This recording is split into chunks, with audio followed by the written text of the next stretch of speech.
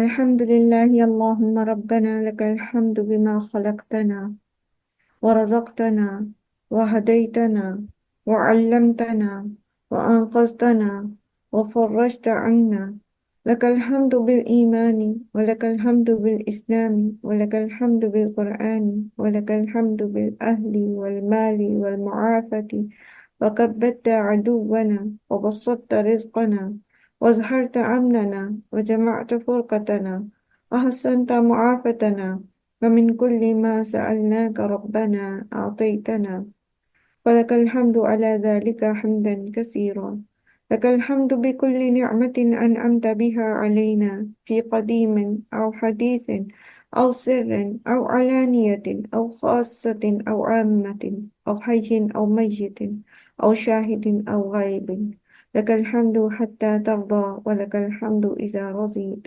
وصلى الله على نبينا محمد وعلى آله وأصحابه أجمعين. أما بعد فأعوذ بالله من الشيطان الرجيم. بسم الله الرحمن الرحيم.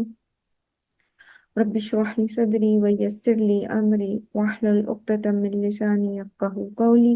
ربنا زدنا علما اللهم فقهنا في الدين آمين يا رب العالمين. السلام علیکم ورحمۃ اللہ وبرکاتہ۔ آج کی جو دعا ہے وہ ناگہانی آفات سے بچنے کے لیے جو اللہ کے رسول صلی اللہ علیہ وآلہ وسلم نے ہمیں سکھائی ہے وہ ہے، انشاءاللہ ہم سیکھتے ہیں اس کو۔ اللہم، اے اللہ، انی اعوذ بکا، میں پناہ لیتی ہوں تیری، یعنی میں تیری حفاظت میں اپنے آپ کو دیتی ہوں، اور جس کی حفاظت اللہ کرتا ہے، اور ہم نے پڑھا تھا پہلے بھی کہ جو امانت اللہ کے سپرد کر دی جاتی ہے تو پھر اللہ تعالیٰ خود اس کی حفاظت کرتا ہے، تو ہم اپنے آپ کو اللہ کے سپرد کرتے ہیں، اللہ کی حفاظت میں دیتے ہیں۔ کس چیز سے؟ من الحدم، حدم کہتے ہیں آپ نے انہدام اردو میں بھی پڑھا ہوگا، عمارت کا انہدام پڑھا میں نے، اس کا مطلب ہوتا ہے گر جانا کسی چیز کے اندر، کسی چیز کا دب جانا، نیچے دب جانا، عمارت دب جاتی ہے نا اپنی بنیادوں کے اوپر بالکل گر جاتی ہے تو اس کو کہتے ہیں انہدام۔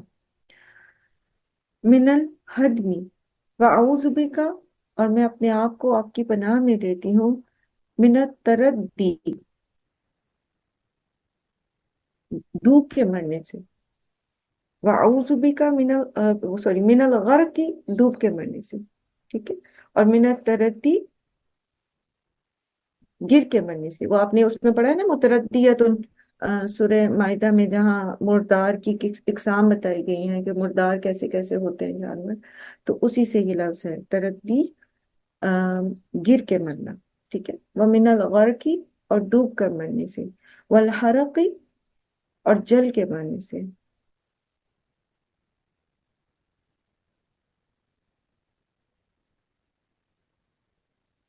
والحرمی، اور انتہائی بڑھاپے سے، ارذل العمر، ارذل العمر جو ہے اس سے بس اور بھی دعائیں ہیں جس میں پناہ مانگی گئی ہے۔ یہ وہ عمر ہوتی ہے جس میں انسان، قرآن میں بھی اس کا ذکر آیا ہے کہ انسان ایک اتنا بوڑھا ہو جاتا ہے کہ اس کو کچھ بھی یاد نہیں رہتا، وہ بالکل ایسے ہو جاتا ہے جیسے کوئی چھوٹا بچہ ہوتا ہے، سب کچھ زندگی میں سیکھنے کرنے کے بعد پھر دوبارہ سے وہ سٹیج 1 پہ آ جاتا ہے، تو ایسی عمر سے پناہ مانگی گئی ہے۔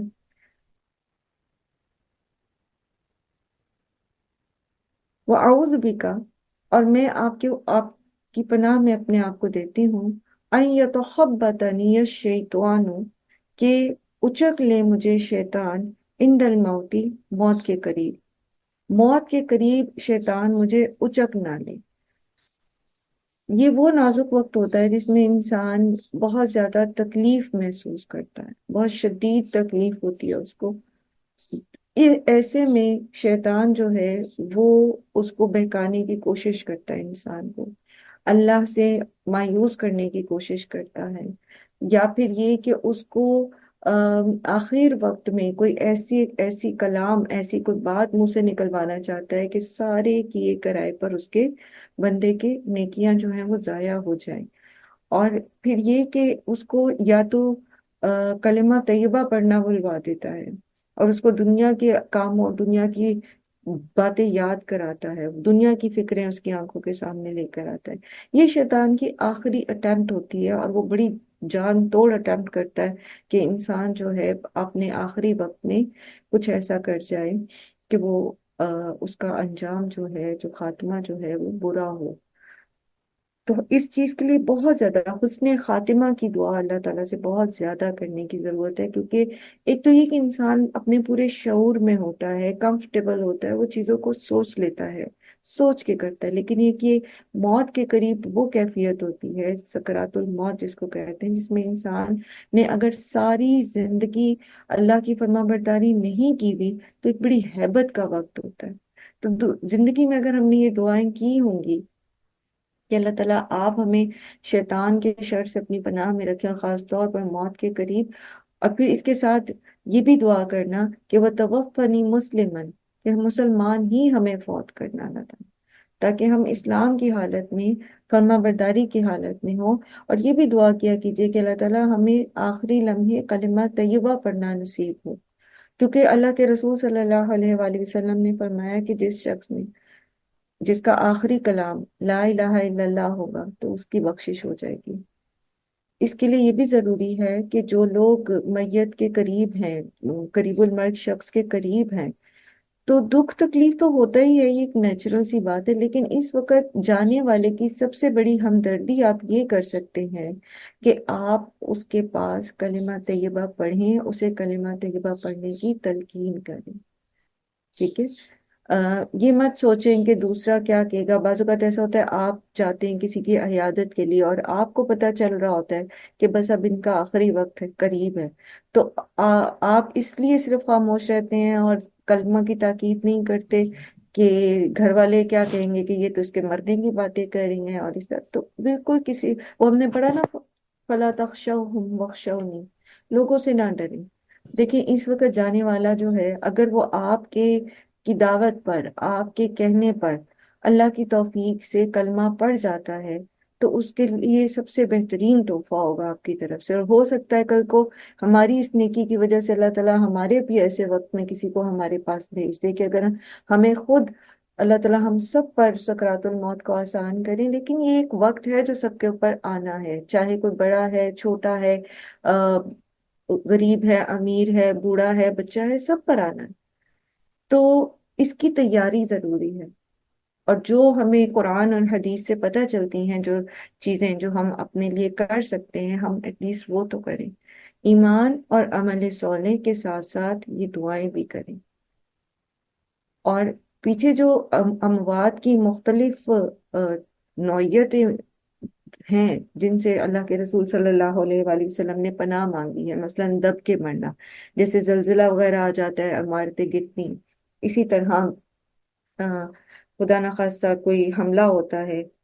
کوئی میزائل فائر ہوتا ہے، اسی طرح جو ہے عمارتیں، یا خود بخود کوئی کچی دیوار ہوتی ہے، کوئی خود بخود گر جاتا ہے، کوئی لینٹر کمزور ہوتا ہے، تو دب کے مرنے سے، اور اسی طرح ڈوب کے مرنا، جل کے مرنا، یہ وہ کیفیات ہیں جو انتہائی تکلیف دہ ہیں، اور یہ سکرات الموت سے پہلے بھی انسان کو انتہائی انٹینس قسم کی تکلیف دیتے ہیں۔ خاص طور پہ جل کے مرنے کی جو کیفیت ہے، وہ میڈیکل سائنس بتاتی ہے کہ سب سے زیادہ پینفل ڈیتھ ہوتی ہے جو جل کے انسان مرتا ہے۔ اور اسی طرح دبنے سے جو سانس کا گھٹنا ہے اور جو چوٹ لگنا ہے، اور پھر وہ آہستہ آہستہ جان کا نکلنا ہے، وہ تکلیف جو ہے، تو اللہ تعالیٰ ہمیں اپنی پناہ میں رکھیں اور عافیت ہی کی زندگی دیں، اور عافیت والی ہی موت دیں، اور عافیت ہی کے ساتھ جو ہے آخرت میں ہمارے ساتھ معاملہ کیا جائے۔ اللہ تعالیٰ سے عافیت کی دعا مانگا کریں، صبح شام کے اذکار میں ہے اللہم انی اسألک العافیت فی الدنیا والآخرہ، ٹھیک ہے؟ اس کے بعد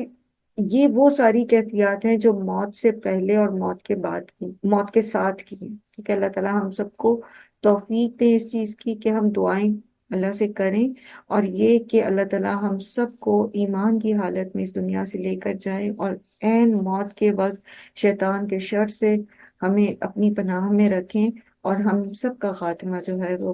کلمہ طیبہ پر ہو۔ وَأَعُوذُ بِكَ، اور میں اپنی آپ کو آپ کی پناہ میں دیتی ہوں، ان اموت فی سبیلک مدبرا،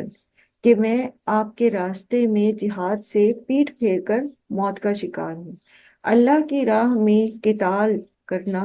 بہت بڑی عظیمت کا کام ہے، بہت بڑا درجہ ہے قتال فی سبیل اللہ کا،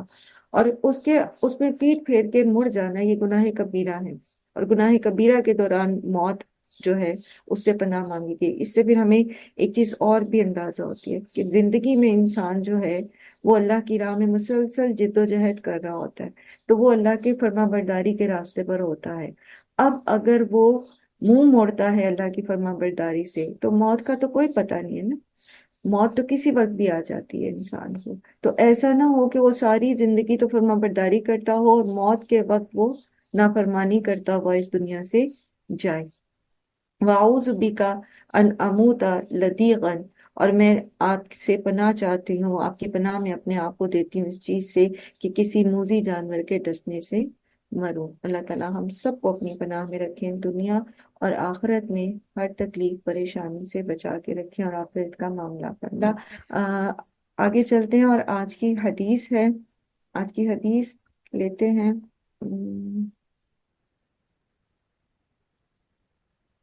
اربعین نووی سے انشاءاللہ ہم اپنی حدیث لیں گے آج کی بھی، ہمیشہ کی طرح جیسے ہم نے ڈیسائیڈ کیا تھا اس کو۔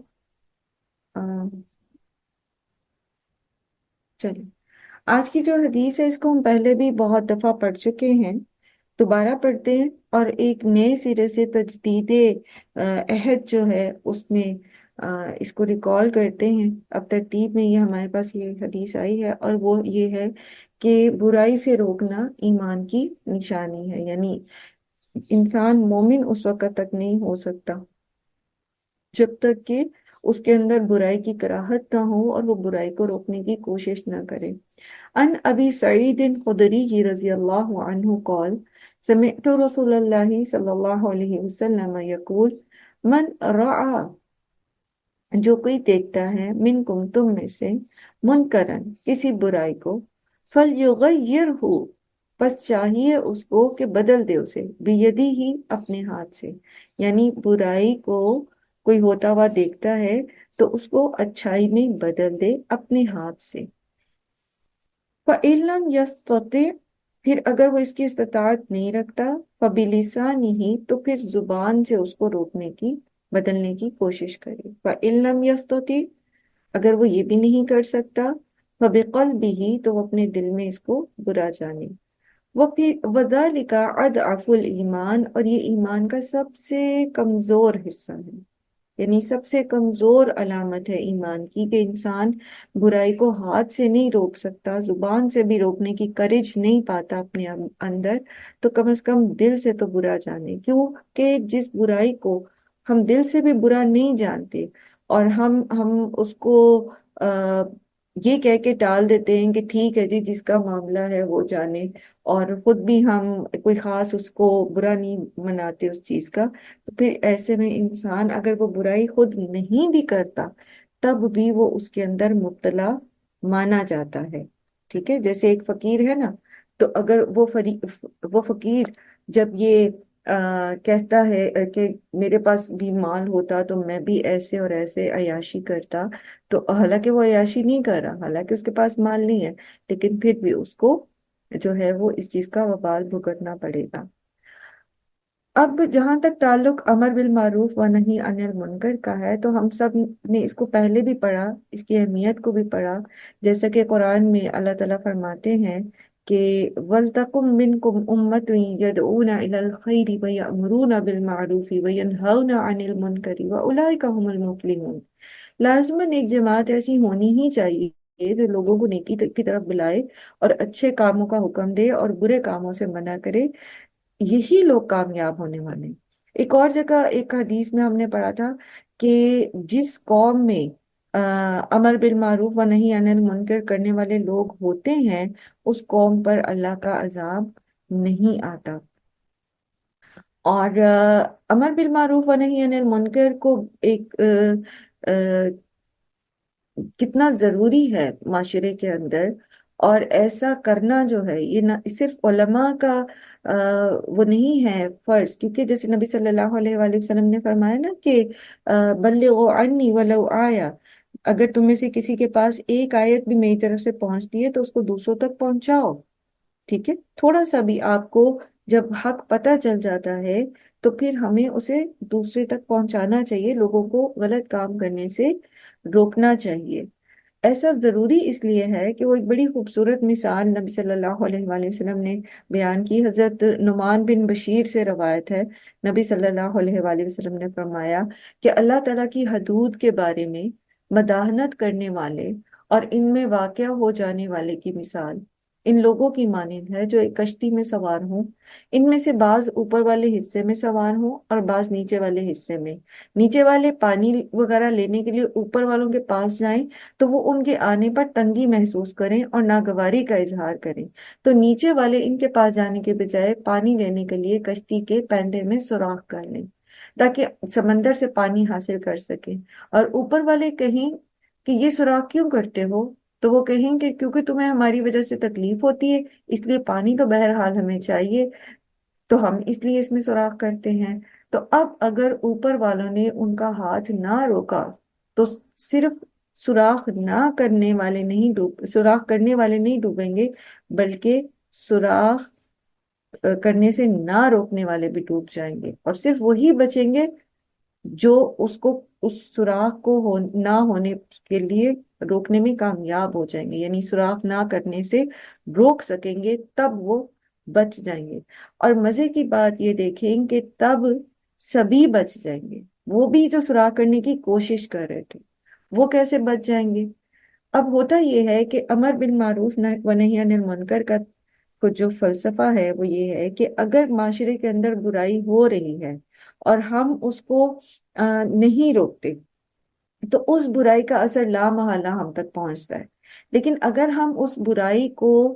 ہونے سے روک دیتے ہیں تو پھر آہستہ آہستہ وہ سب بھی جو اس برائی میں پہلے مبتلا تھے وہ بھی ہو سکتا ہے کہ اس نیکی کی طرف آ جائیں اور برائی کو چھوڑ دیں۔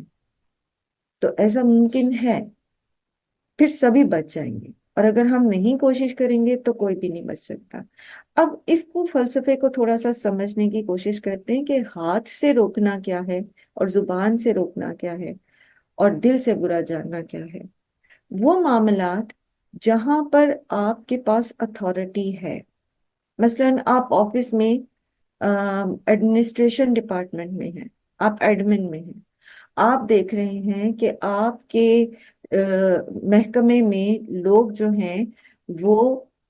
بدعنوانیاں کر رہے ہیں، رشوت لے رہے ہیں۔ اب آپ کے پاس اتھارٹی ہے، آپ ان کو ان کی رپورٹ کر سکتے ہیں اوپر، آپ ان کو جو ہے سسپینڈ کر سکتے ہیں، یہ ہاتھ سے روکنا ہے، ٹھیک ہے؟ یہ کیا ہے؟ ہاتھ سے روکنا۔ پھر یہ کہ فرض کریں کہ آپ کے پاس اختیار نہیں ہے، آپ ایڈمنسٹریشن ڈپارٹمنٹ میں ہیں لیکن آپ کے پاس اختیار نہیں ہے کہ آپ ان کی رپورٹ کر سکیں یا آپ ان کو سسپینڈ کر سکیں، تو پھر کیا ہے؟ پھر آپ ان کو زبان کے ساتھ ان کو جسے وہ کہتے ہیں نا تنذیر کریں، ان کو ان کے برے کام کے برے انجام سے ڈرائیں، انہیں روکیں، انہیں سمجھائیں، ٹھیک ہے؟ اور یہ سمجھانا کیا ہوگا؟ حکمت کے ساتھ، مدلل دلیل کے ساتھ، لڑائی جھگڑا کے ساتھ نہیں۔ مومن لڑائی جھگڑا کرتا ہی نہیں ہے، مومن بد کلامی کرتا ہی نہیں ہے،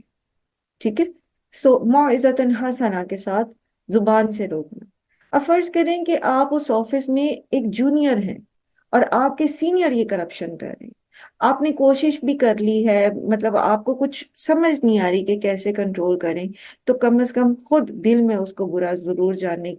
کیونکہ اگر ہم خود برا نہیں جانیں گے تو ایک وقت ایسا آئے گا کہ ہم بھی اس برائی میں انڈلج ہو جائیں گے۔ یعنی ایک جونیئر جو ہے وہ یہی خواب دیکھتا رہے گا کہ میں بھی جب اس پوسٹ پہ پہنچوں گا تو میں بھی ایسے اور ایسے اپنے لیے دولت کماؤں گا، رشوت لوں گا یا ناحق جو ہے کسی کو کے ساتھ جو ہے وہ حق مار کے آگے بڑھنے کی کوشش کروں گا۔ اسی کی مثال آپ سمجھ لیجئے گھر کے معاملے میں۔ گھر میں اگر تو آپ جیسے مثلا آپ وائف ہیں، اب آپ کے ہسبینڈ جو ہیں، اللہ نہ کرے کہ ایسا ہو لیکن ہو سکتا ہے، بعض لوگوں کے ہسبینڈ جو ہیں نماز نہیں پڑھتے، اب آپ ان کو ہاتھ سے نہیں روک سکتی، ٹھیک ہے؟ آپ جو ہاتھ پکڑ کے ان کو مسجد نہیں لے جا سکتی، ایک برائی ہے، آپ ان کو آپ مکلف ہیں، آپ زبان سے روک سکتی ہیں صرف، ٹھیک ہے؟ दूसरी तरफ आपका बेटा है, अब बेटा नमाज नहीं पढ़ता, तो आप अथॉरिटी में हैं, आप उसको हाथ से भी रोक सकती हैं। ठीक, यानी अगर वो नमाज नहीं पढ़ता तो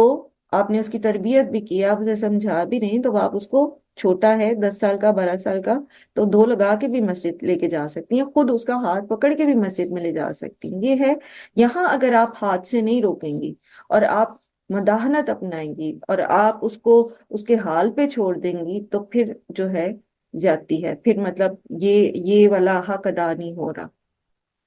हाथ से रोकने का मतलब सिर्फ ये नहीं होता कि आप किसी पर जंग ही मुसल्लत कर दें। हाँ, वो भी होगा। वो कब होगा? जब हुकूमत के लेवल पर, या जब ऐसी इंतजामिया के लेवल पर जब लोग बुराइयां करेंगे, जैसे मैंने अभी एक ऑफिस की मिसाल दी, तो वहां पर फिर हाथ से रोकना जो है वो करना जरूरी होगा। ठीक है, वो उसमें सबसे पहले रोकना जरूरी होगा, अगर नहीं कोई मानता, क्योंकि रूल्स एंड रेगुलेशंस ऑलरेडी दिए जा चुके होते हैं। इसी तरह माशरे के अंदर, मसलन आपके मोहल्ले में कोई बदकारी के कोई काम हो रहे हैं, कोई बुरे काम हो रहे हैं, कोई ऐसी फहाशी के काम हो रहे हैं। अब अगर आप बैठे देखते रहेंगे और कहेंगे कि अब कीचड़ में कौन जाए और कौन इनसे बात करे, तो गलत है। अब आपने, जो मोहल्ले की कोई कमेटी है या नहीं है, तो बनाए, बनाए मोहल्ले के सरगर्दा लोग इकट्ठे हों और उन्हें समझाने की कोशिश करें। वो लोग नहीं बाज आते तो फिर उन्हें कहें कि हम आपको हाथ से रोकेंगे, थाने में रिपोर्ट कर सकते हैं। तो ये करना पड़ेगा, अगर नहीं करेंगे तो क्या होगा, ये गंद आहिस्ता आहिस्ता आपके घर में भी फैल जाएगा। सो अमर बिल मारूफ व नही अनिल मुनकर जो है, ये इस्लाम का छठा पिलर है। ठीक है, अगर ये माशरे में राइज नहीं है, लोग इस पर नहीं इसको समझते, और अपनी आप को बस सीधा रखने की कोशिश कर रहे हैं, या समझते हैं कि बस ठीक है, मैं नेक हूँ, मेरे घर में सब सेट है, तो मुझे क्या जरूरत है कि मैं किसी की बातें सुनूं या किसी को रोकूं, वो जाने तो और उनका रब जाने। तो याद रखिए, मछली वालों ने भी यही किया था, सब्त वालों ने। सब्त वालों में एक ग्रोह ऐसा ही था जिन्होंने कहा था कि इनको ये जाने और इनका रब जाने। लेकिन फिर जब अजाब आया था तो उन दोनों ग्रोहों पर आया था, मछली पकड़ने वालों पर भी और उनको ना रोकने वालों पर भी। बिल्कुल इसी तरह उस आबिद की मिसाल भी है, जो बहुत इबादत गुजार था, लेकिन उसके बस्ती वाले जो थे वो बहुत फाजिर लोग थे। तो जब उन पर अजाब आया तो कहा गया कि पहले इसके घर पे अजाब उतारो, क्योंकि ये इसने जो है इनको नहीं कहा रुकने के लिए। सो अल्लाह ताला ये चाहते हैं कि अल्लाह की सारी मखलूक जो है वो बच जाए जहन्नुम में जाने से, खराबियों से। ये सिर्फ आपके मौजूदा माशरे के लिए ही नहीं है, आइंदा जिंदगी के लिए भी खैर ख्वाही है। इसीलिए अल्लाह ताला ने हमें बताया ना, मुसलमानों को, कि कुन तुम खैर उम्मतिन उखरिजत लिन्नास। ठीक है, तुम बेहतरीन उम्मत हो, तुम्हें लोगों के लिए उठाया गया है, तुम लोगों को नेकी का हुक्म देते हो, उन्हें बुराई से रोकते हो, और तुम अल्लाह पर ईमान रखते हो। गोया अल्लाह पर ईमान लाना और नेकी का हुक्म और बुराई से रोकना, ये ईमान ही का हिस्सा है। जैसे अल्लाह पर ईमान लाना जरूरी है, ऐसे ही ये काम करना भी जरूरी है। जिस तरह नमाज कायम करना जरूरी है, वैसे भी ये काम भी करना जरूरी है। आप अपने घर में अपने बच्चों को कहते हैं नमाज पढ़ो, और अपने देवर के बच्चों को और अपने जेठ के बच्चों को नहीं कहते, तो मत सोचिए कि आपका बच्चा भी कभी नमाजी बन सकेगा, हो ही नहीं सकता। दूसरों की फिक्र करना और दूसरों की खैरख्वाही करना, ये ईमान का हिस्सा है। अदीनुन नसीहा, लेकिन हिकमत के साथ, हिकमत के साथ। और कभी ये मत सोचे कि हम तो बहुत अच्छे हैं। हम तो कभी भी अच्छे नहीं होते, याद रखिए, हम कभी भी अच्छे नहीं होते, मगर ये कि अल्लाह हमें तौफीक देता है किसी काम की, तो हम वो काम कर पाते हैं। इसलिए अपने साथ साथ दूसरों की भी फिक्र करना जरूरी है।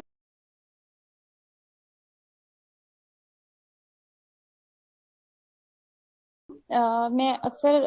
ये जिक्र करती हूँ कि माहौल जो है वो इंसान की नेकियों के में सबकत ले जाने के लिए बहुत जरूरी होता है। तो वो इसमें भी यह है कि अगर हम अमर बिल मारूफ व नही अनिल मुनकर नहीं करेंगे और सिर्फ अपनी ही आखिरत का और अपनी ही नेकियों